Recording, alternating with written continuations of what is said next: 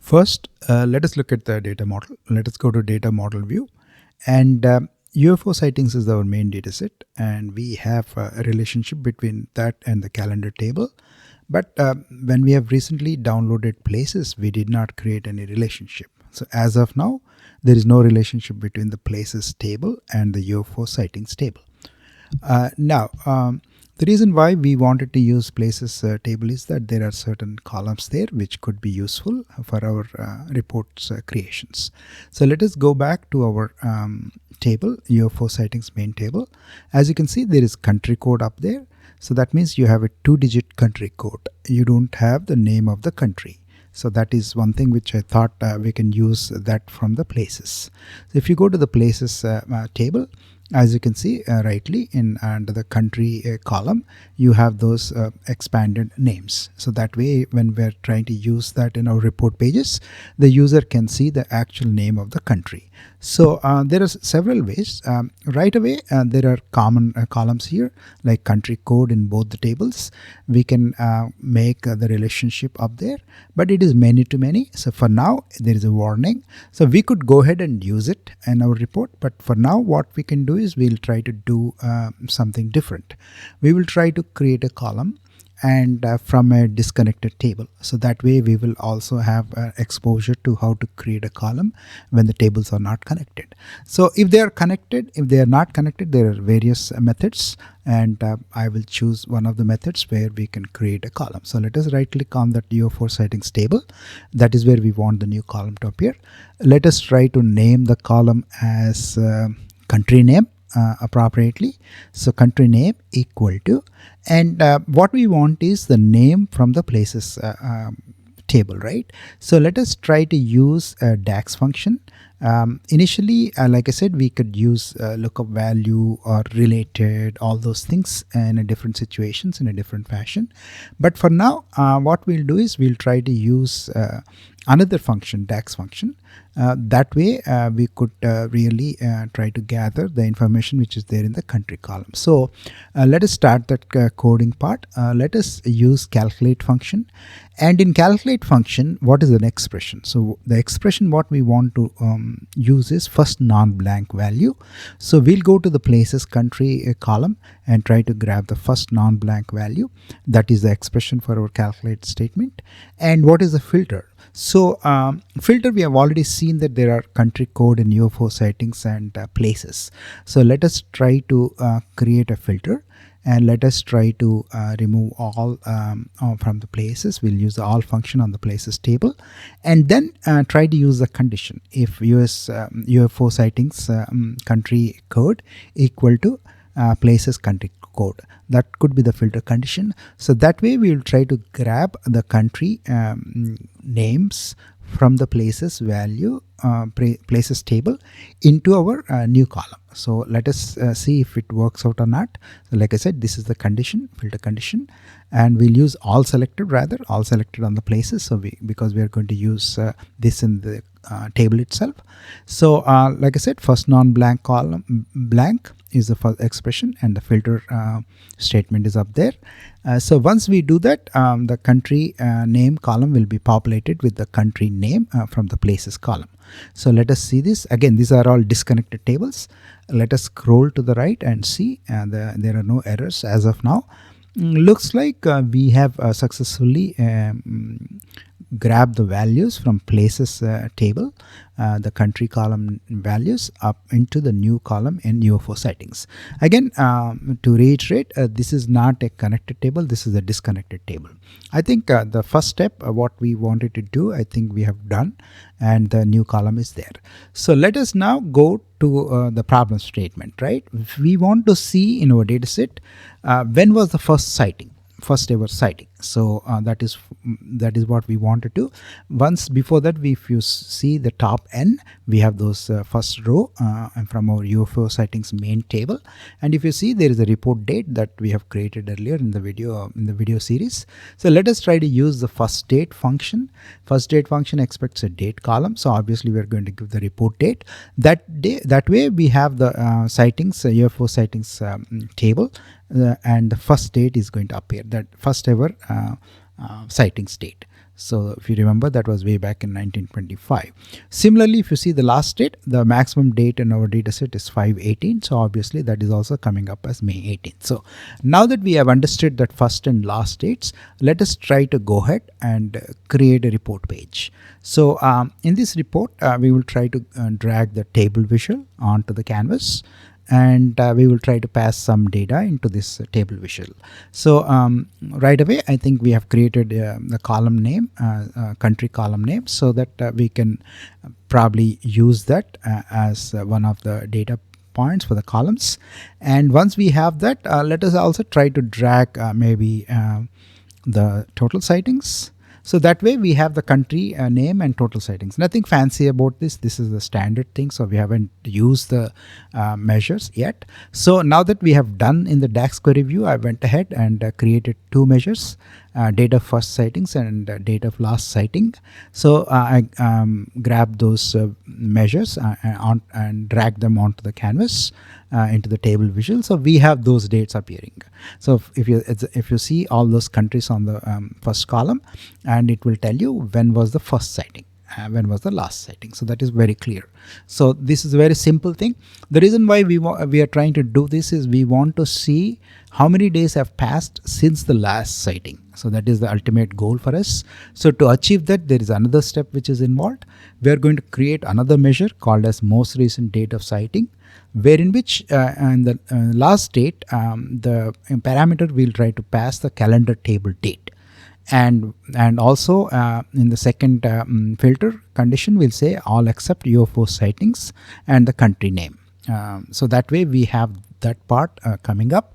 And the next is, if you want to find out the number of days since the last sighting, all you have to do is use the date difference and pass these two measures which we have just created, date of last sighting and most recent date of sighting. And by using days, we'll get the number of days since the last sighting. So I think this is something which is new, which we are looking at. So that way we'll know, hey, this is the first sighting in this particular country, date of first sighting and date of last sighting. How many days have passed since the last sighting? So that way we have a clear picture, because these are the insights which we are trying to gather from the original data set. So next is, as expected, we'll try to use a slicer. Maybe we'll try to use the shape slicer, and let us try to make that into a tile.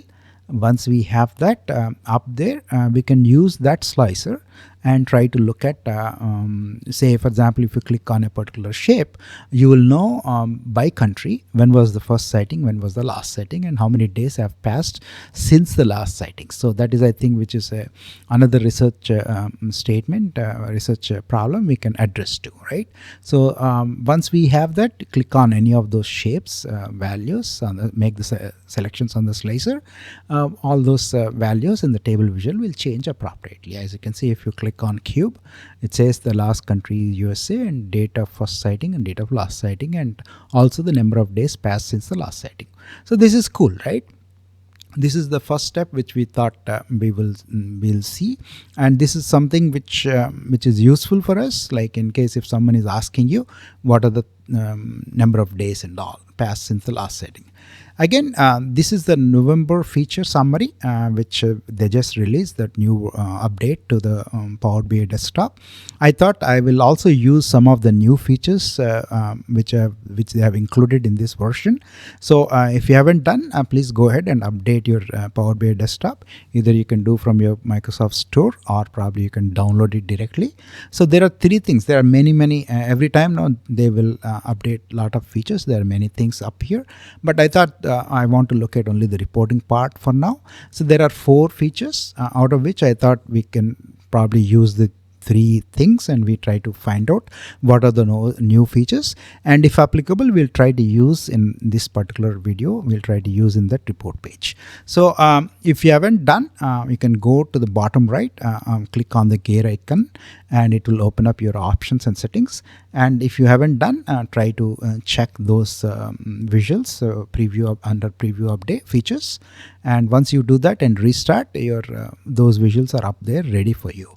So The first one is visual calculations. So they have added a feature. Earlier, you could not export data from any of your visual calculations. So in case if you want to use this in some other application in your company, then you can export the data after you create all your visual calculations. So you export that, and this is how it looks. Like for example, whatever calculations we made, the running sum and percent of grand total were visual calculations. In one of the previous videos, we have done that.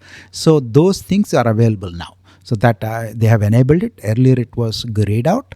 We could not export after creating any kind of visual calculations. But now in this feature summary, they have added that and they have enabled it so that if you create any kind of visual calculations, those that particular data could be exported. That is the first thing. And also they have released some, they made kind of improvements to the new card visual. If you have used in the past a couple of months, there is a new card visual. So they have added some new feature to that. So they have added something called as small multiples. So let us try to drag that onto the canvas and see what it is all about. In this case, if you have already used the new card in the recent past, you know that you can pass the data and you can, kind of visually you can make sure that visually it looks good. You have those cards and all those options. I think people who have used the new card visual in the last couple of weeks, they know this. But this is the feature which I'm interested in, the small multiples. They have added that. So what we could do is we can try to filter our data using some small multiples.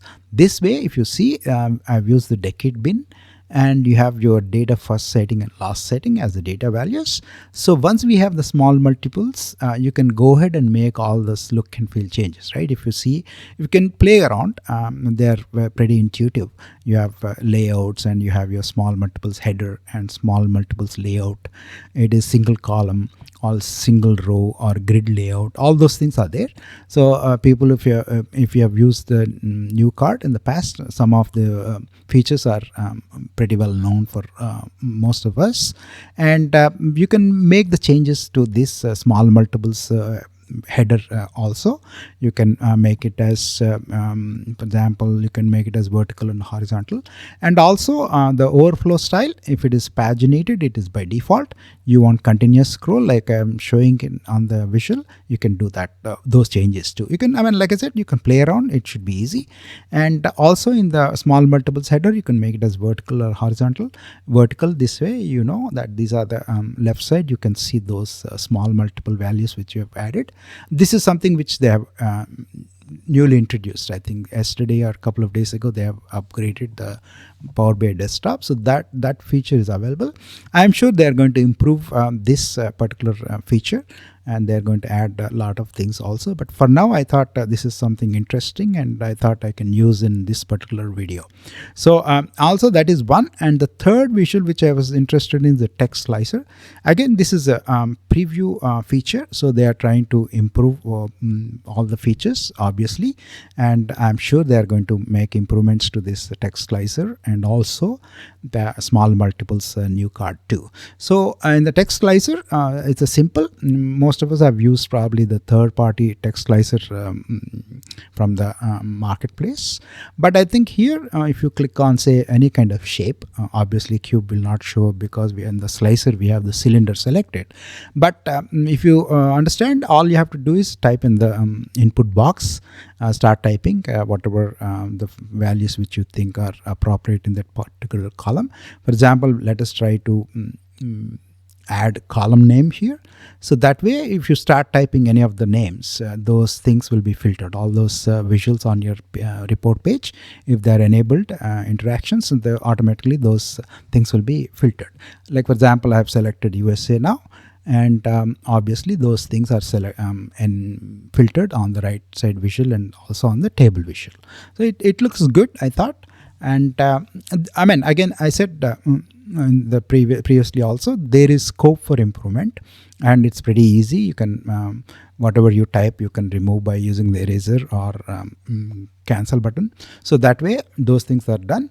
I have just tweaked around whatever we have done in this previous page. So I've kind of cleaned it up. So like I said, you can go ahead and look at all those format options. So it's pretty easy. So in this particular report page, we have not only calculated the number of days since last sighting, first sighting, and date of last sighting. Also, we have used the new features, right? The text slicer we have used, which they have released a couple of days ago. And also we have used the new card visual, which has all those options, right? Yeah, for now, I mean, you could add more options to the data, small multiples. But when I was looking at the particular visual, I could use only one option, decade bin. I'm sure they will probably add more options for the small features. Like I said, play around with it, and once you kind of create it, the look and feel part is up to us. So we have, I mean, I just played around with it and created this particular visual on the right. And also, now that we have done, we can add the total sightings to the table visual. So that way, for example, if you selected, say, a country like Indonesia, you have all those total sightings and date of first sighting, date of last sighting, and number of days since last sighting. So all those things are available, and you can slice them by the shape, and you can slice them. I can also use the text slicer, and I'm sure they're going to improve those three things too. I think two things: already visual calculations, you could export the data after you create any visual calculations on any visual, and also this text slicer, and also this particular new card visual. I'm sure they're going to improve, make a lot of improvements, and as the days roll by. But for now, I think the report page looks good. And we have calculated the number of days since last sighting too. That way, this is kind of new insight for us to look at slice by country and also by the shape, and look at all those two visuals changing according to our selections. I think this is a new feature, and for now, let us pause the video, and thanks for watching. See you in the next video.